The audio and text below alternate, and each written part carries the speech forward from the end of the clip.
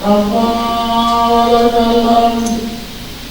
l'appel du muezzin, les fidèles musulmans masqués se ruent vers les mosquées pour la prière.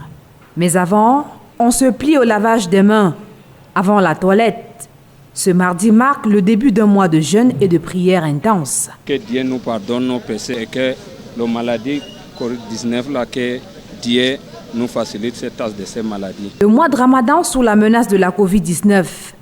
Les mesures barrières déjà observées l'année dernière, aussi bien dans cette mosquée des Toudi qu'à celle de la briqueterie à Yaoundé, sont revues et améliorées. On essaie de scinder les gens en petits groupes de 50 personnes masquées et puis on fait la prière quotidienne. Les sermons sont écourtés, les enseignements sont écourtés, la désinfection des lieux. Des dispositions saluées par l'autorité préfectorale.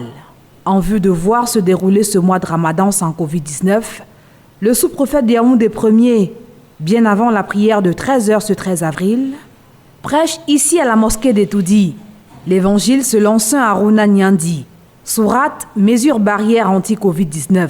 À l'entrée de chaque mosquée, j'ai prescrit des équipes de veille, des sortes de comités de vigilance, pour imposer le port du masque, pour veiller à ce que les gens lavent les mains et que les gens désinfectent les mains. Et dans les mosquées, j'ai prescrit aux imams le retrait systématique des tapis existants pour amener les fidèles à venir de chez eux avec leurs tapis. Le choix de ce premier jour de jeûne pour cette sensibilisation des musulmans de Yaoundé Ier n'est pas anodin. La foi de cette communauté peut sauver le Cameroun tout entier.